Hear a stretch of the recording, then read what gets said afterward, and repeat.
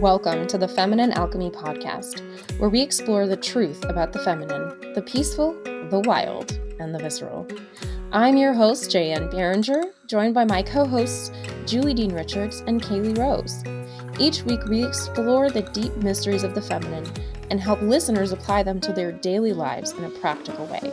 Join us to unlock the hidden wisdoms your soul has been waiting for.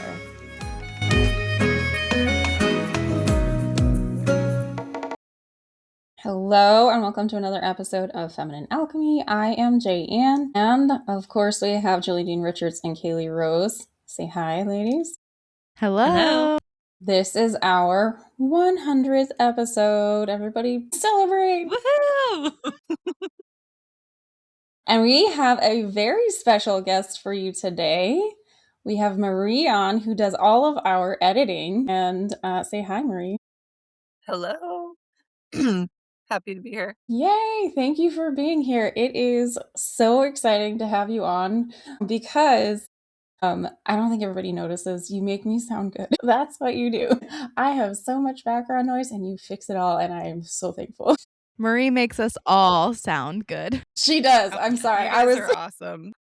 That's really what my focus was, but like also me. So we're going to have a fun little Q&A with Marie as part of our 100th episode. And we've got some listener questions that we're going to answer. And these are actually really good questions. And some of them are topics we've thought about having whole episodes on.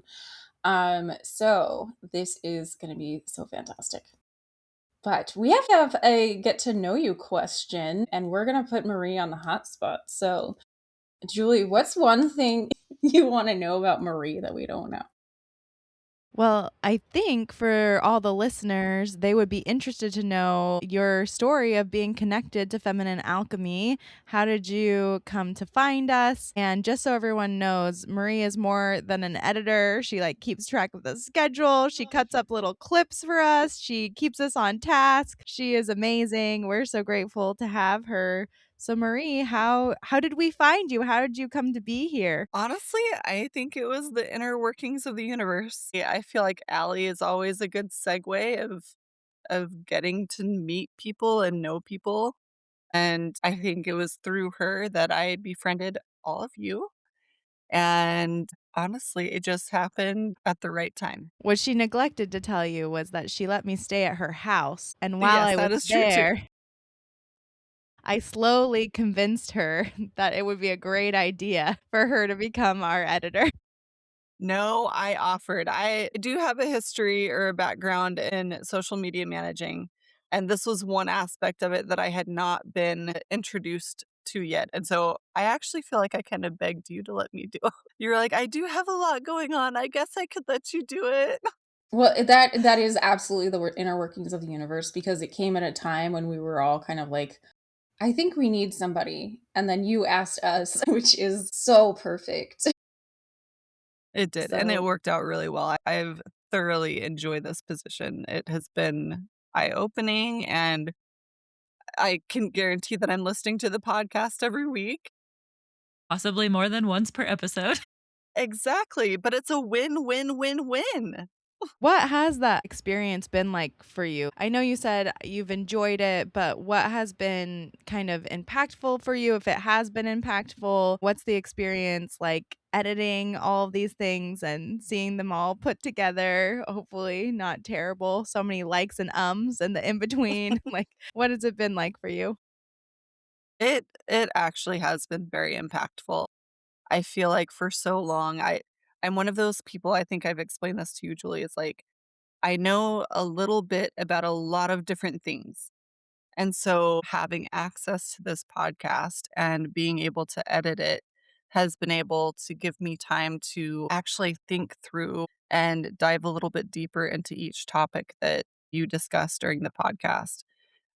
So it truly has been a win for me in a lot of ways, because it has actually guaranteed my focus on something. So good. Okay, so whenever I've edited things, there's always this time where I've watched it so many times that it doesn't have meaning anymore. Does that happen to you, or is it just you're just like, I'm just loving it? No, honestly, I'm loving it all, and even if I have to go back and re-listen to things, it's always been something that, I've struggled to understand, and having the opportunity to re-listen to it a few times lets it sit in and allows me to sit with it and unravel it in my own life and how I'm thinking it through. You guys had Dave Butler on before I started editing, and that is still probably one of my favorite episodes that I've listened to. And then Jocelyn being a very close second. I've gone back and I've listened to her episodes several times just because there's so much goodness in it and history. And sometimes I get a little riled up and thinking, my gosh, I can't believe this is right in front of us and we still let it happen. But then I take a step back and it's just like all in good time, all in good time. So I've just every episode has been so enlightening and uh, empowering. And I've needed that. I love hearing this so much. Mhm. And I love hearing that about Jocelyn, who's come on, I guess 3 times now, but she recently texted me about coming on a 4th time, so I always say yes to her because she's the best. So, I'm sure that she'll be back. Awesome. I can't wait. Yes. I love this concept of editing as practice. Oh my gosh. Like, this is Yeah. really such a powerful thing I never even considered. Yeah, Yeah. no, absolutely. And, the episodes where you guys talk about rituals and things like that, this has become a ritual for me, a time where I get to sit with myself and not just edit and listen, but to absorb and to soak Mhm. in. And there's so much good, solid knowledge going on this podcast. And I truly hope that so many more gain access to it at the right time for them. Yeah. Well, that's awesome. We're so happy that it's been such a great experience, and we're so glad that our listeners get to meet the face behind what they don't know. Is often while we're chatting on an episode, we'll say something or mess something up, and we'll be like, Marie, if you're listening to this, like, Marie, when you edit this, go back, Redo! Redo, Redo! redo. redo Take that. that out! Yes, and we'll say that, and the audience doesn't hear it, but we talk about you all the time on the podcast. Even though other people don't get to hear it. I was gonna say, before we get into our listener questions, is there anything else that you wanna share about yourself, your background, or about this opportunity, things about this that you want people to know? Gosh, I would say that, I think a lot of people started to take that time when life slowed down during the COVID years The COVID and years. the COVID years, right? We're at that point. Yeah. But I think a lot of people took that time, myself included, and just started to think about things on, I'm going to say, a deeper and elevated level. Um, and that was very much me. And I think I want to say it was during that time where I really started to think about the meaning of the stars in the universe, if you will. I believe it was during that time where the megastar was supposed to be visible again. And for those listening, the megastar was the star that proclaimed the birth of Jesus Christ. And I remember specifically thinking that if our creator had aligned the stars for a specific moment for one human being, then they did it for all of us. And that just hit me so profoundly. And I wanted to know more. I wanted to know, what did the sky look like when I took my first breath? What did the sky like when my children took their first breath? What does that mean?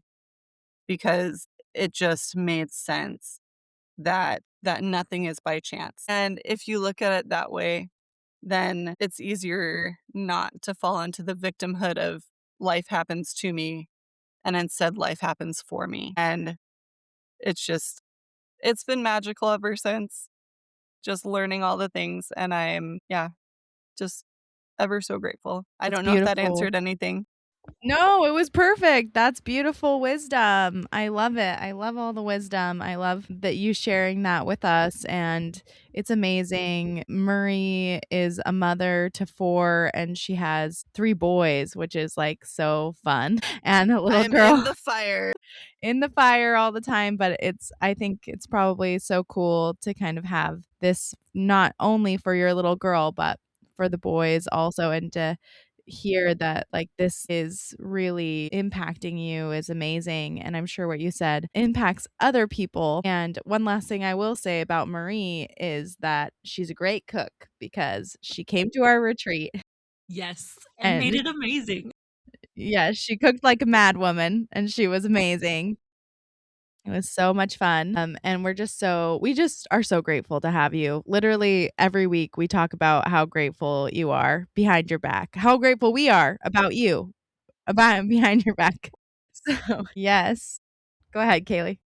Well, I was just going to say, one, hearing from you, Marie, and your experiences, it feels almost humbling and maybe a little awe-inspiring because it's like, oh, wait, yeah. Oh, yeah. The reason we're doing this, like, it's actually working. Like, it's actually doing what we intended for it to do.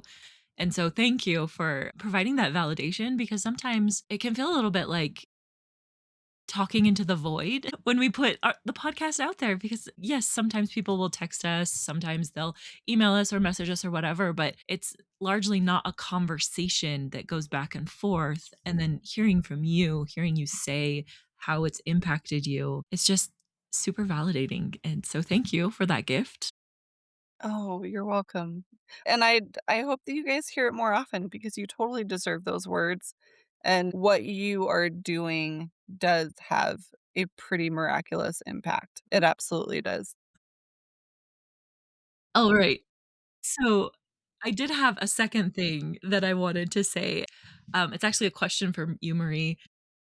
As you're editing, are there any, like, bloopers that have stood out to you as, like, "This is the best ever. I can't believe that happened." Oh my gosh. Um, oh wow. I would say probably like again, the tarot episode that's going to be released in a few weeks. Just your conversation with Jaye Anne before Julie hops on was really funny. And that was such a difficult episode because like Julie's mic wasn't working the whole time and then I had to re-upload the video. And once it did, I'm grateful that we were able to get that done because Julie has so much amazing wisdom for the history of tarot. But yeah, just I love hearing your guys' banter back and forth, and I don't I don't always wanna cut those pieces out because they're just awesome. Yeah, the way that you guys were like, "It'll be a surprise! When she pops on, nobody will know." We have so much fun recording, we do. That's true. Yeah. Yeah, I was gonna ask you, out of the 3 of us, like, what are our biggest, like, follies that we do? Like, who's the biggest up person or things like that? Do we have little quirks that you always have to cut out? So, Jayan is probably my favorite. Like, she has so many little quippy lines that sometimes, like, she'll say them under her breath, and I'm like, "Oh, I wish that was louder." Yes, yes. Jan and Julie, you both, when you get super excited, you talk faster. And I'm like, okay, okay, okay. All right.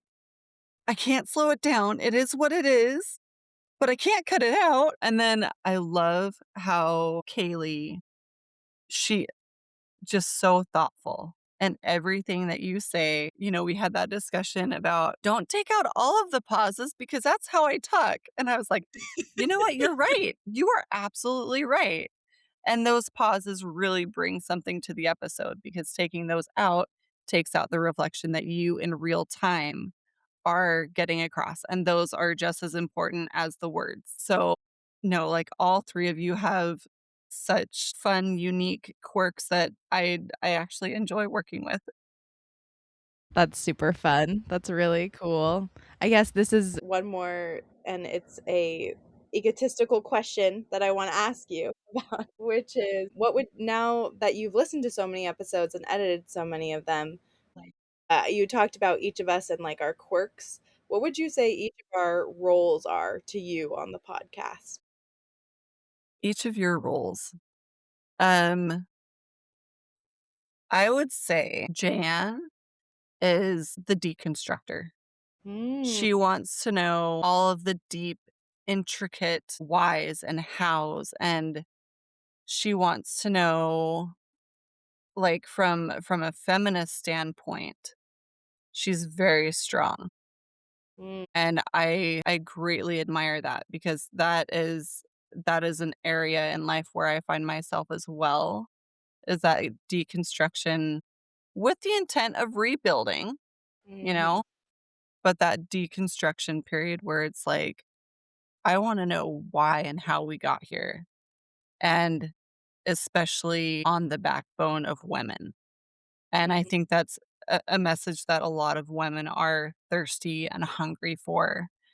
Um, I would say that Kaylee Rose, she brings a softer, more, um, introspective mm, piece to it, where you truly see that strong feminine coming through and that desire for the balance of everything, the peace. And then Julie, she brings, and all of you are very intellectual, don't get me wrong, but Julie's got the background in law and she's got the background in medicine, and she brings forth that womanly wisdom um, in that area.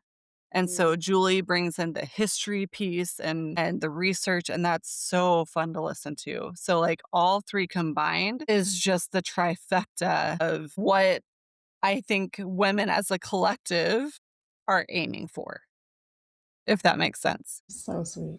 So Wow. sweet. It That's just fills me up, everything you just said. It's so, I don't say that often. I was, oh, that fills me up. No, this, like, I felt within my body a filling. Thank you. A nourishment with you just Yeah. Good. expressing that. Yeah. Good. All 3 of you, like, honestly, I could not imagine this podcast without any piece. mm, And all 3 of you truly make it a whole experience. I love that so much. And I was gonna say, Marie, you're our hidden fourth. You're the hidden fourth, and in due time, Kaylee will bring forth more information about that, hopefully. But I'll just give an example, because we always talk about maiden mother crone, but we like to talk about maiden mother medicine woman, right? Matriarch. And that hidden fourth element. I think of you, Marie, as you're our hidden fourth element. You're the other piece, our medicine woman, who's there doing all the work for us. So we are so, so, so, so grateful for you. Absolutely. I'm beyond grateful for this. So, thank you. Well, Marie has volunteered to read some listener questions that are super deep, and we have to get into them really fast. Full disclosure, because they're so deep, like we said, we will not be able to completely answer every single question, and some will likely lead to many episodes on this podcast. So, thank you for everyone who gave us your thoughtful time and your questions. It was great to hear from you, and we hope that we can just shed some light. So, some of the things we may have to get to a point where we say, well, let's table that, but we will do our best to answer. So, do you want to read the first question, Marie? Yeah, absolutely. I think I'll start with one that when I first started on this journey, I was like, my husband's going to think I'm off my rocker.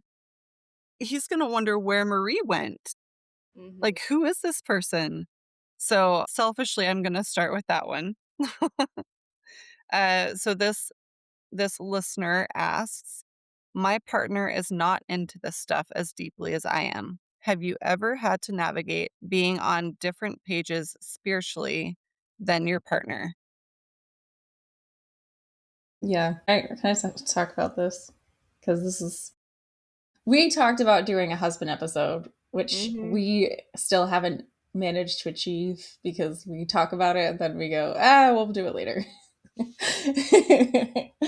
And um, coordinating schedules has been harder for our husbands than it has been for us, which is kind of funny. Well, yeah, I mean, we have to figure out the management of, among the three of us. I think we have now 15 children. So making sure that all of those kids are handled by someone who's not mom or dad it's just a little tricky. But I think it would be a very valuable experience for not only all of us talking, but also for listeners, because this is a big piece of why people are afraid to go down this path, or why, because, oh my gosh, my thoughts just ran away really fast. or they're afraid that doing this equals separating from their partner. This whole fear of like unequally yoked. Oh, you should be the same. Or you're not good enough for God, or you're always going to grow apart, or you're never going to. All of that stuff, I'm sorry. People can connect in ways that they connect in, and it doesn't have to be in every single aspect. And it's this concept of like, you have to be perfectly aligned in every single chakra. Well, if you do that, you're only facing each other and you have no friends. Like, you have nothing else going on.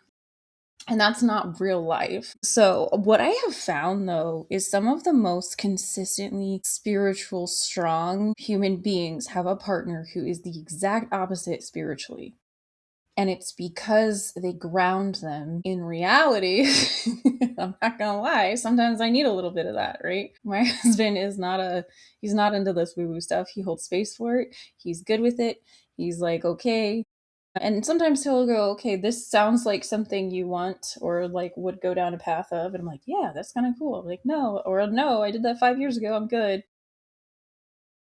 He's just catching up. And he's like, is this you? And I'm like, oh yeah, okay. But that's the extent. And as long as the other person is open to you, I think the problem comes in when they think that, again, we have to be the same and we have to have the exact same beliefs and the exact same interpretation of specific texts, which we've already debunked on this podcast, right? Because the texts have been translated and retranslated all this time. There's no way there's a single way to interpret it and live your life with it. So why are we going to make a very specific thing be like the only reason you can be together? It seems like too much pressure on a single thread. But yeah, that's the big thing, is as long as the other person is okay with what you're doing, or at least trusting you to be you, trusting you that you're not crazy, trusting you that you're a divinely inspired, intelligent human being. Like, give me my autonomy and trust that my autonomy is not trying to drive us into hell, and we'll be okay. That's the biggest piece. And it's the control issue that is usually the problem inside these kinds of marriages. And I've seen this happen where the woman's the woo-woo person and the man's like, that's the one we think of as the trope. I've seen it the other way. I've seen men who are very woo-woo, and the woman's like, I cannot with whatever you're doing, but good luck with that. Have fun. So yeah, but I just really think that it's a good balance, because when you start believing your own hype inside your actual marriage, then you guys can both go down a really weird path. It's when I'm gonna really make some people angry. I know a lot of hippies. The reason we have this weird new age spirituality hippie trope is because a lot of people got together and believed their own hype and didn't ground it in anything. Right? And so when we have these culty things happen, when we have these weird little, like, what are you doing things and not like in a you're weird, don't do that, but in a, did you ground this in? What is this grounded into? It usually happens because a lot of people just believed on the basis of belief and not on the basis of, does this feel right in my body? Does this feel right in your body? And when one person is just kind of blind to it, it helps go, okay, I don't see what you're seeing, and I trust you that you're doing stuff, but this stuff over here is also important. Like, the hippies are famous for not liking money, right? When you are in that power of, well, there's also importance in having a job. There's also importance in investing and all of those currently normal day-to-day life things. Or there's also normalcy in, wearing pants, right? We're gonna do that.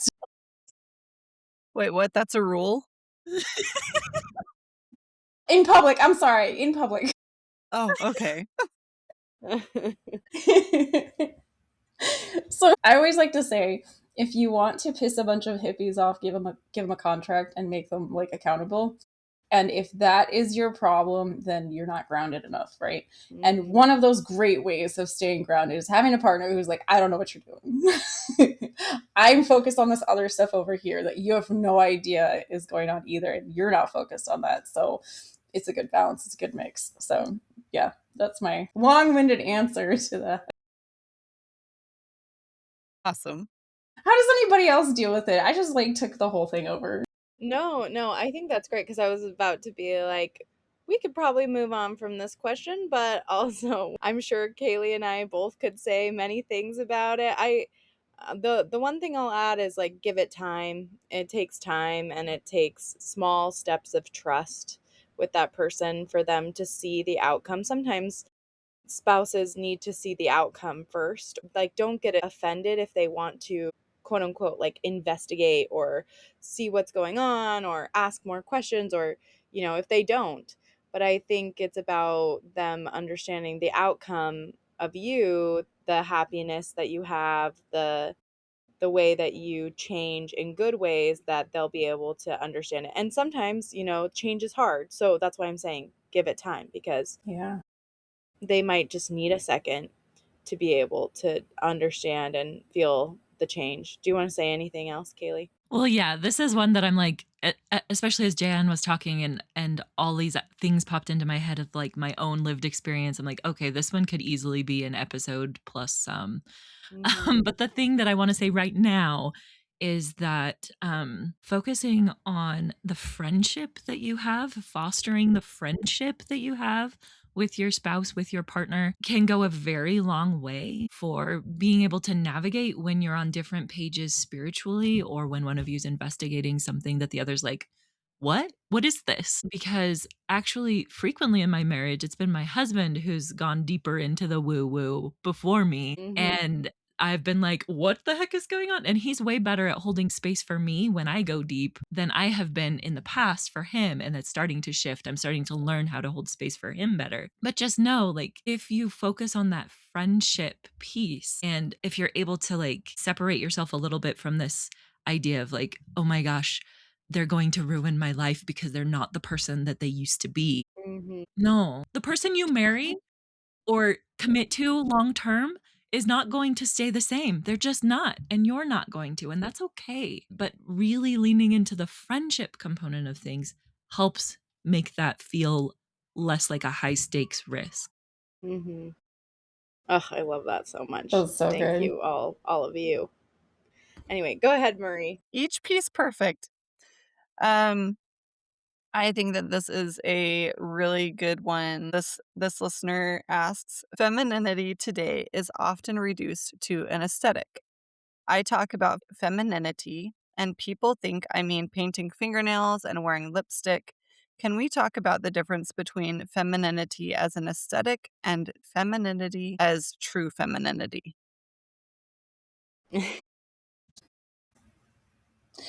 Um, it's about being your whole self as much as possible.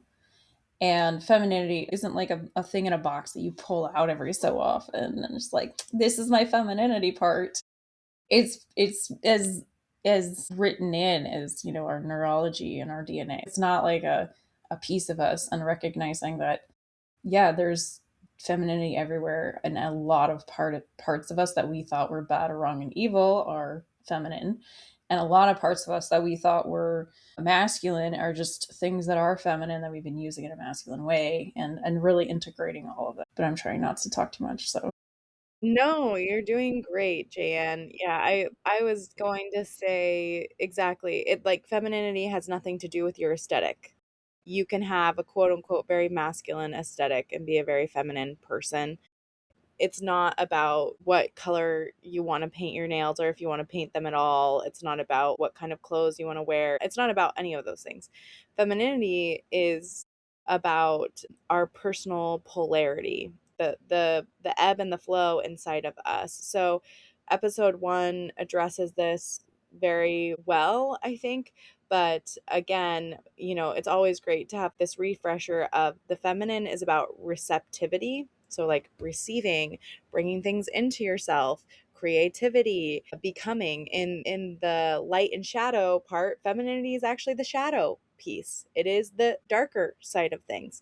It is the side that is okay letting things be, waiting and creating and gestating. Like those are all the pieces of the feminine. It's the part of you that is willing to be supported and is willing to, let others give to you, which is a big deal.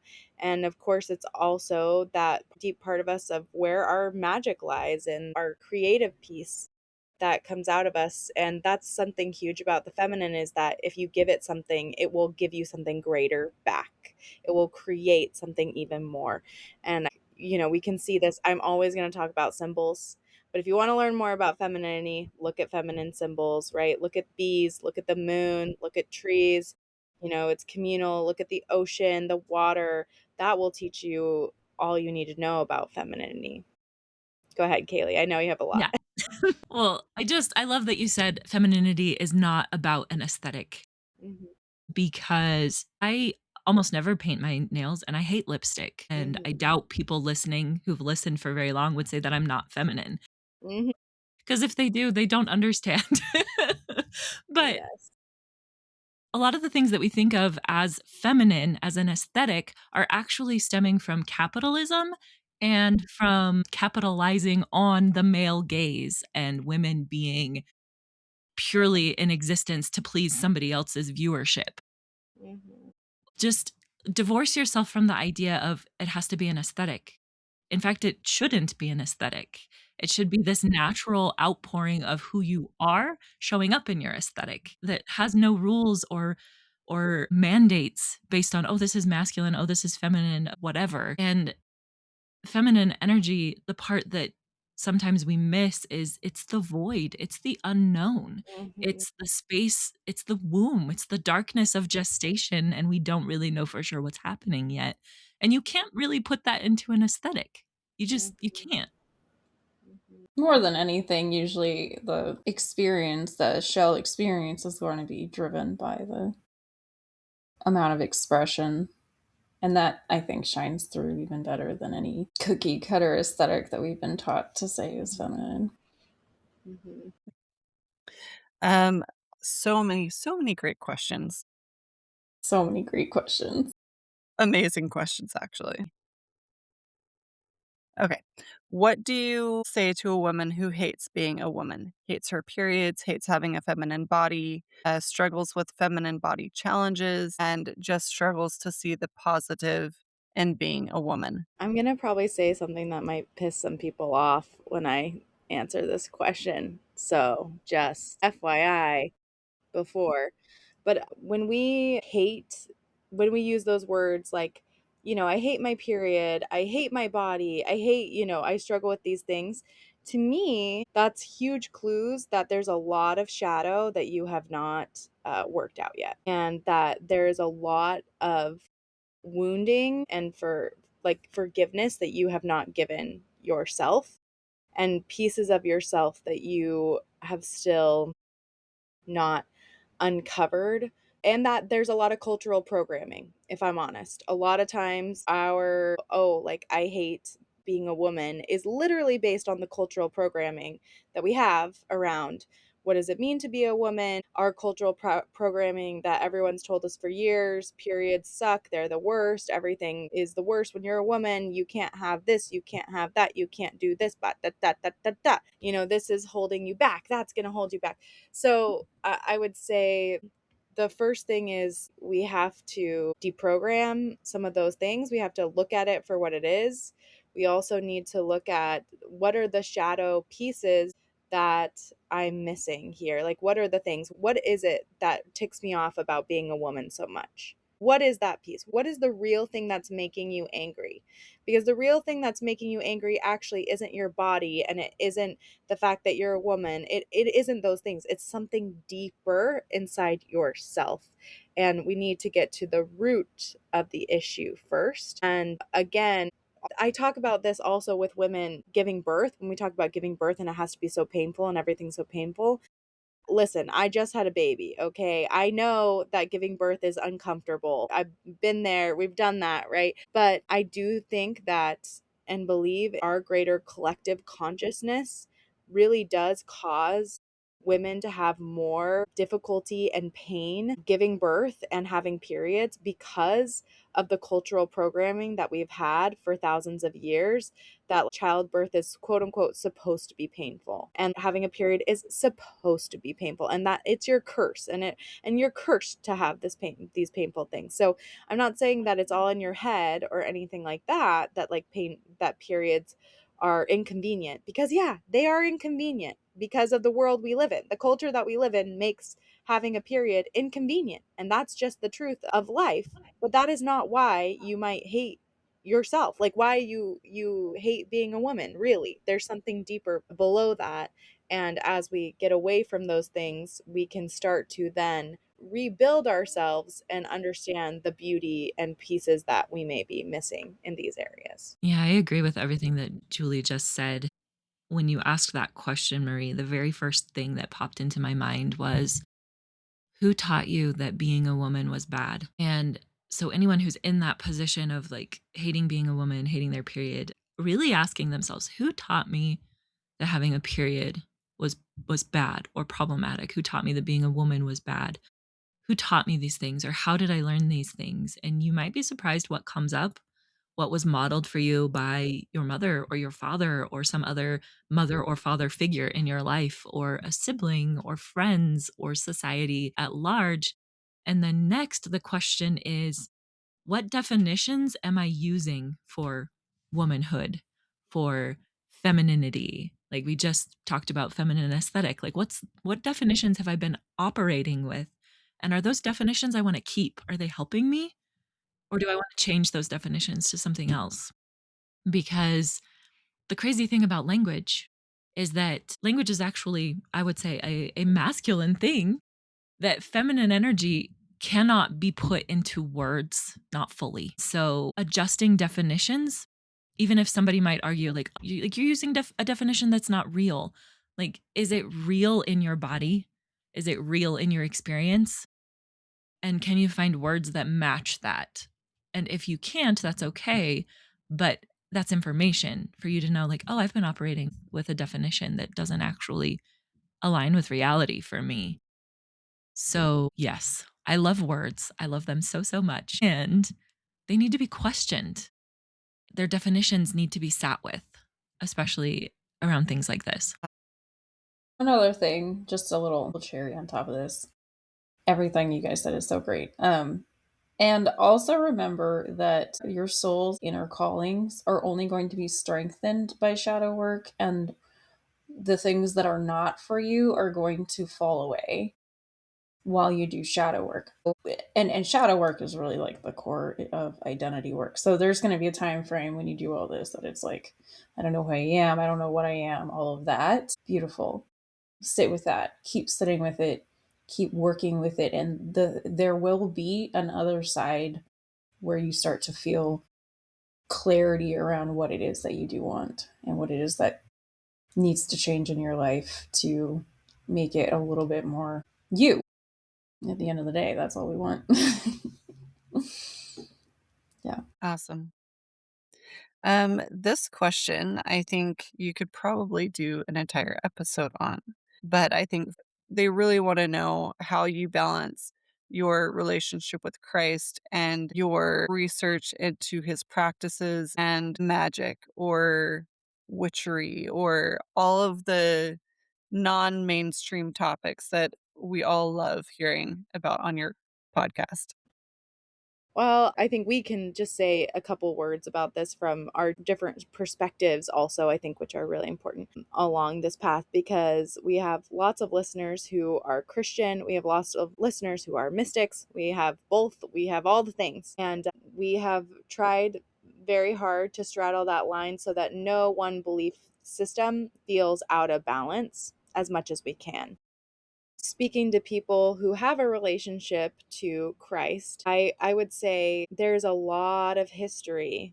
There is a lot of history before we get to what we now see as typical Christianity. And in that history, we find many, many, many things, including magic and folk magic and practices that now people would be scared of, which were proclaimed as Christian for thousands of years before they were disenfranchised and put as evil. And so I will say that, and that is just a true thing, and people can do with that what they will, and will continue. We've talked to Jocelyn about this and Dave Butler a little bit. We'll continue to unravel that story for you here. But I would say you are the only person who gets to define your relationship with Christ. You are the person. You get to define it. You get to talk to them. If you see Christ as a mystic person or entity or guide, that is perfectly okay. You can literally go talk to Jesus, your conception of what Jesus is, and see what he says about himself and all of those pieces, because that's going to be the best source. But this is a very painful topic for many people, and I think each of us included. In many times it's been a painful topic. It's a painful thing to straddle, because we're in a world that, to quote a scripture, be hot or cold or I'll spit you out of my mouth. It is hard to be in this area where you're accepting of multiple things at the same time, and where you're accepting of multiple truths at the same time. And for those listening who are straddling this, just know we're there with you, and that you have strength here. We love you, and that it's going to be okay. No matter the outcome, ultimately, everything will be okay. And it's okay to be in the middle. Like, it is okay to not know and to go through years of not knowing. And I think Jaye Anne can probably speak to this very well from her perspective as well. But just know you're going to have a million iterations of your belief system, and that's a good thing. It's okay, no matter where you wind up. Yeah. My little succinct piece here, because like it was interesting because we all had a very strong pause before answering, and it was not because we didn't know what to say. It was because, how do we even begin with this conversation? And what I will say is, the question that always comes up is rooted in this specific perception of Christ, who he was and how he lived. And that is what is rewritten as you do more actual research and do more actual interaction. So I had to, I call it, terse out the culture and the reality of Jesus, and go back to things he actually said and reread them with new eyes and all of that, right? And that's the person that sometimes I will associate with, and that's the piece. It's not, there was this what would Jesus do thing that is a double-edged sword there, because it's like, oh, would you behave in a loving way in this situation? Maybe I should behave in a loving way. But the other thing is, when that was invoked, was, you have this guy here judging you every second of every day. And I don't think that's what Christ was about. And so I have an aversion to other people saying Jesus Christ in that way. I have a reaction to other people because I don't know what they're really intending by saying this. I don't know what the meaning is behind those words, because I had to rewrite that word for me. And that's what's, again, what Julie says, can be personal for everybody. Yeah, I felt the energy shift, for me at least, probably for everybody, when that question was asked, because it's a big question and a deep question. And for me, I think a lot of people have this question because there's this, what I think of as a false dichotomy of, you can be religious or you can be spiritual, and you can't be both. And I remember as a teenager, people talking about like, oh, who's more religious and who's more spiritual and blah, blah, blah. And somebody saying that I was very religious, that I would be in the religious camp. And I remember thinking like, wait, what? Why do we have to choose? And yes, at that point in my life, I was much more letter of the law. I was not nearly so nuanced as I am now. And now I'm in this space of like, okay, my relationship with my higher power, that I happen to call God and Goddess and Jesus Christ. And I sometimes wonder if there's a fourth in there, because I really do feel like Trinities almost always have a hidden fourth. And I take everything through my relationship to them. And so somebody outside of me says, oh, you're not truly enlightened because you're still in a religious tradition to one extent or another. And somebody else might say, oh, you have gone off the deep end. You've been led astray because you are doing these things that are not orthodox. And I say, you're both full of it. You don't know what you're talking about, because it's between me and my Heavenly Father, my Heavenly Mother, and Jesus Christ. And I think that's ultimately how it's going to have to be for everybody, because I am the only steward of my life. You are the only steward of your life. Julie's the only steward of hers. Jaye Anne's the only steward of hers. Marie's the only steward of hers. We're the only people accountable for our own lives. And so it doesn't matter what anybody else is telling us. What matters is how it feels for us, how we're holding ourselves accountable to our own values, and what our relationship is, our personal relationship with whatever we term our higher power. And if you happen to be in the camp of not having a higher power at all, then I guess you answer only to yourself. So much wisdom. I love it. Thank you. Um, on a similar note, can we talk about the difference between feminine intuition, fear, big feelings, and wishful thinking? Yeah, That's a good one. I'm just gonna shortcut say it's all shadow work. The answer is shadow work. The answer is Done. the answer is infinity. Shadow work. But yeah, go ahead, Julie. I don't have to go first. I have an immediate thought. I have a tendency to wait and feel things out and like let other people talk first, but I've got something. So, in my experience and in watching clients, especially recently, the way to tell is, are you centered? Are you grounded? If you just stop, like, do you feel regulated? Do you feel fully present? If yes, and you're still getting whatever insight, then chances are it's intuition and it's not anxiety and it's not just your head and it's not big feelings. If you are activated and can't get centered, can't get to a space of like, I'm okay if that's real and I'm okay if that's not real, then it takes some sitting with and some shadow work, like Jaye Anne said. Well, and somatic work. I mean, and that's why the work that Kayelee does is so important. We've had episodes where we talk a little bit about somatic work, but we will have more of them. I've just decided, but I think it's on the sheet already to have more of them. So to help you get grounded, that's why having some tools, some nervous system regulation tools are really important.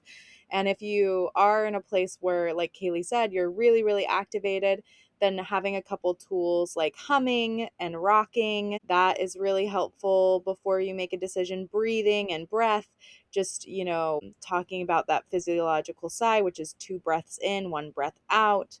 Just doing a few of those and seeing if you can get centered, or imagining roots coming out of your feet, planting into the earth. Just getting a second, and then you feel overwhelmed still, then you need to sit with it. But those are some tools to kind of help you re-get grounded and see if you're still feeling what you're feeling. And I will give just a quick experience about this, because I just went through an experience of not listening to my intuition and how that turned out for me, because this is very important. And we are looking for a house right now. We're growing a business. We're trying to do a lot of things. And so we kind of need more space, more walls, even though we've loved our outdoor lifestyle. So there was a tiny house that we were looking at, which on first glance and on paper was like, oh, it's perfect. It's on 5 acres. It's going to be so private. It's not that much bigger. There's room for all these things. And I felt really strongly when we were talking about, okay, should we sign the contract? Should we do this thing? Should we decide? I felt kind of backed into a corner. So if you ever feel backed into a corner, that's a big signal, okay, to be very careful. Not that my husband was doing that to me at all. There wasn't really anyone pressuring me except me, because we had been looking for so long. That's why I felt backed into a corner, because I was exhausted. So another thing, think about, how exhausted are you? Are you in desperation mode? And I've said this before and I'll say it again. If you're in desperation mode, you will push everything away from you. You will not get the right pings. And so you've got to get yourself again grounded. And for me, I felt like that desperation. We need a house. Like, this is good. It's in our range. All these things on paper, it's perfect. But I just had this feeling like my heart started beating really fast. I just felt nervous. My stomach dropped about it, but I kept talking myself into it and talking myself into it. And we did sign the contract and we did move into the house. Immediately after moving into the house, all of us got incredibly sick. There were so many things that the house was infested with, like all these things. It was so gross. I mean, it wasn't the grossest, but anyway, there was just a lot of bugs. I mean, it's Florida, there's going to be a lot of bugs, but there were just like a lot of bugs. There were a lot of things that we had not thought about. For example, carrying a baby in one arm as you're climbing up into a loft. At the time, we were like, oh, this loft space is such a good way to use your space, like the vertical space in this room. And then it was like, this is the worst thing ever as I'm like trying to crawl up the stairs with my tiny baby, 6 weeks postpartum. Dumb, dumb, dumb, dumb, dumb, super dumb. And then, we had the neighbors, and then like we could not get better. And I was like, I think there might be mold in this house. I did a check, mold came back positive. Anyway, we were able to get out of the tiny house. So that is good. We were able to reverse directions. But my intuition told me, right? My intuition told me beforehand, and I did the wrong things. So if you're thinking about this, think about what situation you are in. Do you feel backed into a corner? Do you feel a lot of pressure? Do you feel desperate? Are you just anxious for anxious sake, and just finding a space and saying, I need time to really ground myself before I do that. And I did do a little bit of that, and I did do just a little spiritual session myself, some meditation. And what I kept seeing was, there are two paths that are converging, and you can choose either path that you want. You're going to the same place, whether you go into the tiny home or not. But if you go into this tiny home, you will not live there for very long. And guess what? Even though I knew we would not live there for very long, it ended up being like a little more than 2 weeks. Okay. Um, I like in my head, I talked myself into, well, not very long could be good. It could be 6 months. That would be good, In my brain started making this stuff up, you guys. So just take that as an example of if you feel like you're pushing yourself and you're talking yourself into it and you're talking yourself into it, you need to reground and re-listen to your intuition. Thank you for sharing that story, Julie, because that's so important. Like we've got to learn from our mistakes and not just be like, yeah, we did it right every single time. And who says you did it wrong, honestly? It's just part of the experience. And as an aside, for those of you listening, if you are wondering like, oh, how do I get centered? Look at the sign that cusps your IC. So the sign that cusps your Kayelee, the bottom of your chart. That can give you a clue of how your personal energy is more likely to get centered. And especially look at the element of that sign. Love that. What is the number one modern challenge that undermines females' attempts to step back into the feminine? Nobody's gonna like my answer. Those are usually the best ones, Jaye Anne. I know. It depends on what you mean by modern, because I would just say capitalism and patriarchy, but maybe we should just make it a little bit more specific. Hey, Jan, I'm on the boat with you. Yeah, I think when Jaye Anne says, well, you can correct me, Jaye Anne, but Kayelee often says it this way: power over paradigm is a good way to say it. Power over paradigm. Because Go ahead, patriarchy means so many different things to so many different people. It's imprecise. Language, even though it is more precise, it's also less precise. But the power over paradigm, situations where it's like somebody's going to have power over somebody else and they're going to try to get them to deny their own personal knowing, their own personal knowledge. That's essentially what colonialism is. And so any situation where you're outsourcing your power and your own knowing is what's keeping you in this modern day and age from really stepping into your feminine. And you can be outsourcing that to doctors. You can be outsourcing that to friends. You can be outsourcing that to your husband or partner. You can be outsourcing it to just about anything, honestly. But yeah, the power over paradigm is the culprit. Down with the power over paradigm. And I would say also, and I guess this has to do with power over paradigm, but to be even more specific, it's the kind of what we dealt with in the other question in many, many ways is we've created this culture where femininity is not cool and it's evil. And just to be like so blunt about it, in a number of ways, right? In a number of ways, because even the feminist revolution, in many ways hurt a lot of women. It didn't do all of its intended purposes. Were some things good? Yes, some things were good. And also, there were a lot of women who ended up getting hurt from that because of the way we were literally trying to form ourselves to the power over paradigm. Like we were trying to form into that.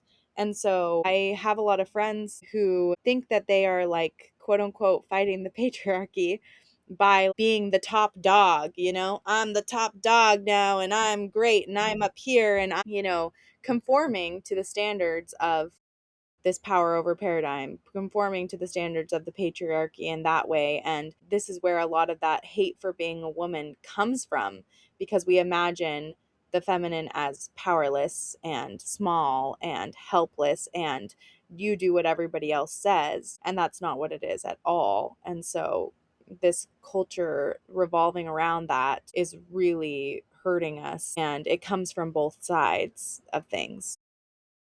It's almost like it just adds to the chaos that is. Mm-hmm. Yeah. Yeah, and it messes with your hormones. Yes.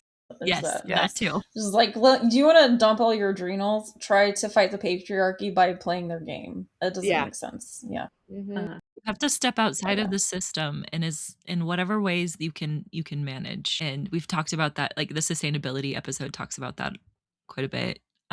Just stepping out, recognizing that the rules that exist, like, okay, yes, there's reality.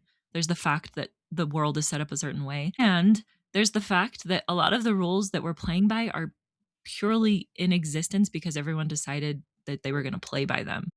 And if you opt out in whatever way you can, whatever way you can sustain without completely upending your life and descending into chaos, like that is going to go a long way. Not just for you, but collectively it will start shifting the dynamic for everybody. And the new technology we need to bring in is community.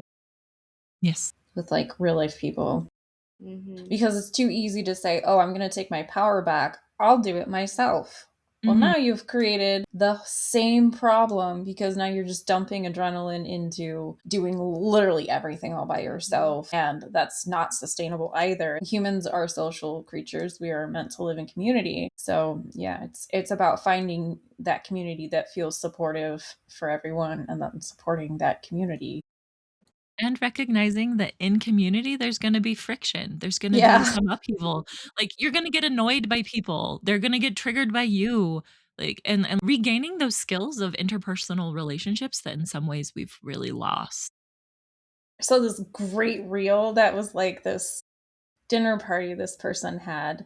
And as they're setting it up and everything, the words at the bottom are basically saying, we did this dinner party, all these people showed up, and people are like, I wish I had a community like that. There's nothing like that around here, blah, blah, blah. And the response was still, while they're like showing them how they set it up and everything, the response to this was, yeah, so and so didn't want to do this and they showed up anyways. So and so had, a family problem and they showed up anyways. Is this a discomfort is part of the community aspect. And honestly, that's a big part of shadow work too, is being able to hold space for yourself and the other person that's triggering you while being triggered. That's important. And we can't be like, oh, shadow work is me sitting in a room by myself. No, part of shadow work is being triggered by other people. And instead of unsubscribing, you work with it and you talk to them. I love that you said instead of unsubscribing, because that's what it is. I unsubscribe from your triggeriness. Well, baby. No, absolutely. That was perfect. Okay. I want to book a session with you ladies. I feel like I have just so much I want to talk about and hear your perspective. Like with all three of us, this was the biggest question I had about this question. Do you want a 3-person session? Maybe we should start doing this. That would be kind of cool. It's so funny because we've talked about this. We've like danced around this with ideas for so long, so many times, so many of the times we've been like, we're gonna do the thing and we'll make a thing that we do, and then we're like, we can't do the thing and make a thing that we do. Oh wait, we need to do a thing.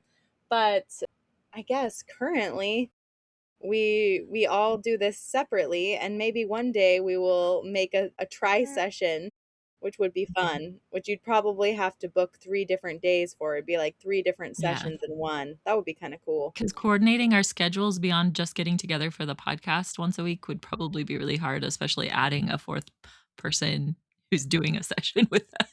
Oh, yeah. Oh, yeah. Will you eventually get back to doing retreats? Yes. Yes. We've thought about doing a Feminine Alchemy retreat. Yes. Yes. And Deeply we're like, considered it. Virginia, Florida, Idaho, where do we go? I don't know. Texas? All of the places. Texas, yeah. Yeah, honestly, like, I would have loved to have done a retreat this year, but then life just kept being like, "No, Kayelee, knock it off. Like, slow the heck down. Quit trying to run so Babies. fast." Help. People will still be around. People will still want to do retreats next year or even the year after.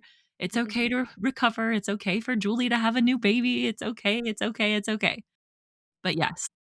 Yes, absolutely. Love retreats. We do. We Awesome. love doing them. And can I sneak peek them, Kayelee? Am I allowed to sneak peek them? Maybe. Maybe I could use a maybe. Yeah, go for it. Or might, maybe, wink, wink, be something happening in November. Wink, wink. There you go. But it would be online, not in person, unfortunately. Yeah, it would be online, but more people can participate that way, which would be so fun. And I don't know, maybe if we get our crap together, we will have a retreat sooner rather than later. We'll have to plan. I'm like thinking spring equinox, ladies. I'm just putting that out there. Next year, spring be fun. equinox could be fun. Honestly, if my husband had his way, we'd be having a retreat in September so that he could see Moth. Yeah, true. True. Awesome. Okay, well, I hate to cut the questions off because, like I said, there are so many great questions. But I wanted to end on this one. Let me see. Okay, what is the number one? I know it's hard to break it down. Choose just one. What is the number one feminine principle that has most transformed your life? And how can we as listeners apply that this week? I'm just going to answer this question first because I would say that presence is a big deal. Being fully present as much as you can be, especially with your own body and the sensations that you're feeling internally and externally. Like that has been the biggest life changer for me. I mean, I was already deeply in feminine masculine polarity work before I did several somatic certifications, but really sitting with that presence in my own body and recognizing like, oh, there are uncomfortable feelings coming up and I actually don't have to do anything about it. I just need to be here with them. That has changed so much for me in a very, very short period of time. I'm a completely different person from 3 years ago in ways that maybe people can't see as much from the outside, but I can see definitely from the inside. Yeah, that's true. I would say curiosity, like aggressive curiosity, like super aggressive curiosity. And the word curious, let's get curious about that. I get to get curious about this, which is excellent and wonderful. Do not start to feel guilty about not being curious enough, first of all, but step into that space of, I don't know everything. This piece right here is a belief that has served me for a long time. Why is that? And where is it not successful? And instead of holding certain things like quote sacred, like belief systems as quote sacred, where I can't touch them because like what's the fear? Ask that question. Like that's the curiosity, is understanding where is it not serving me and why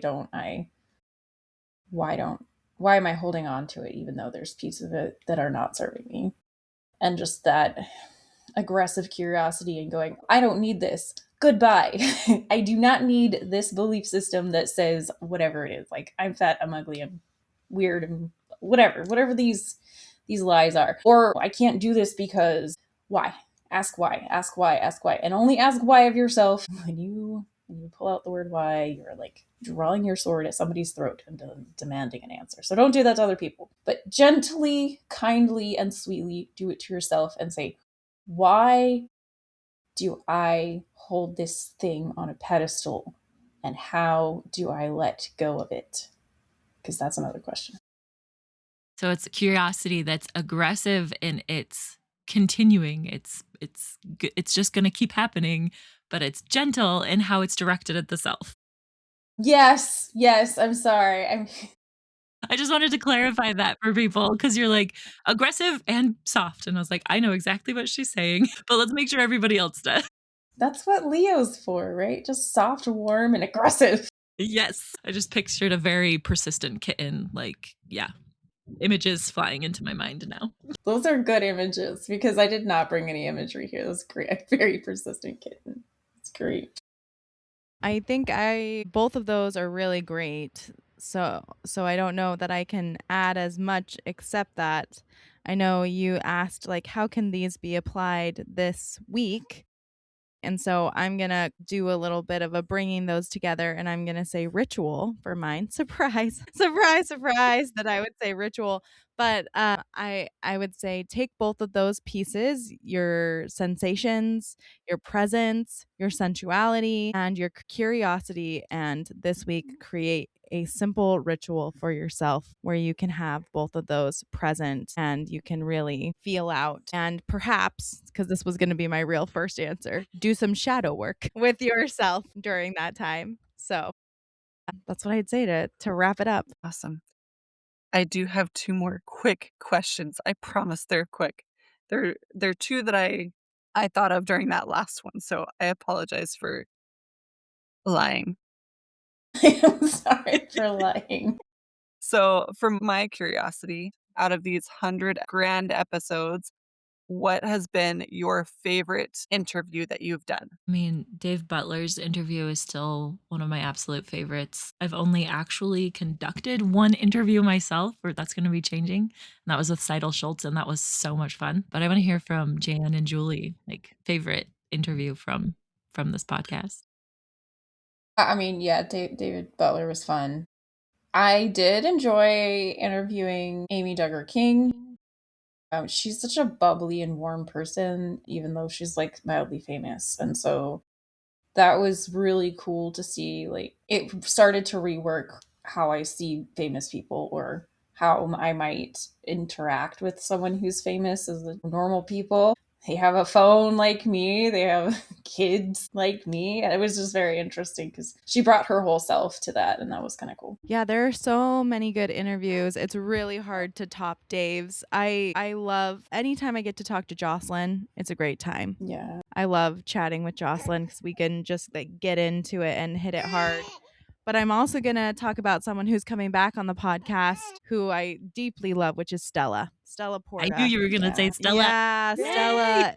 That interview was transcendent. It was just if you haven't listened to it, it's about dreams and dreaming and dream work and how do you get into that. And man, Stella, she's a goddess. She's coming back to talk to us a lot about the history piece that we've been hinting at and talking about where the goddess was before and how she has been integrated into masculine systems and everything like that. So I am stoked to have her back and to tease that. But literally, everyone we have interviewed, so many people that we have interviewed when they were smaller are now giant, which just have to say that. Like Stella, when I found her, okay, just saying this, she had less than 4,000 followers when I found her. And she's now, hundreds of thousands of followers and doing her thing. And same thing with like Kale Blossom. They were like at 20K and now they're hundreds of thousands in. So come on our podcast and afterwards you will have hundreds of thousands of followers.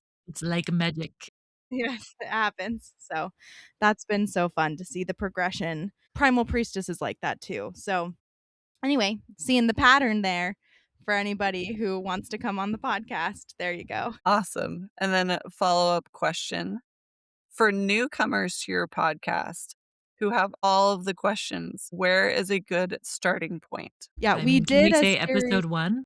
Yeah, well, we did a series over the summer. I did a replay series last year, and where I put kind of our big episodes, our 5 or 6 biggest episodes, most Yeah. foundational episodes, cleaned them up for you. They're in the 60s. I think the first one starts at number 66. It's called Feminine Rising. So go back to the 60s, go back to last summer and listen to that podcast series so it will take you through all the most important feminine principles, shadow work, what is the feminine, working with those things. And then we also did, what is that called? Uh, Astrology Unlocked. Yes, we did Astrology Unlocked. Yes, we did 5 or 6 episodes that will teach you astrology from beginning. They are basically a course. So listen to them if you want to learn those things. But there you go. If you're starting from the beginning, Astrology Unlocked, and then go back to that, I think it's number 66, Feminine Rising. And from there, you'll get our replay series that we did, and that will help you catch right on up. Awesome.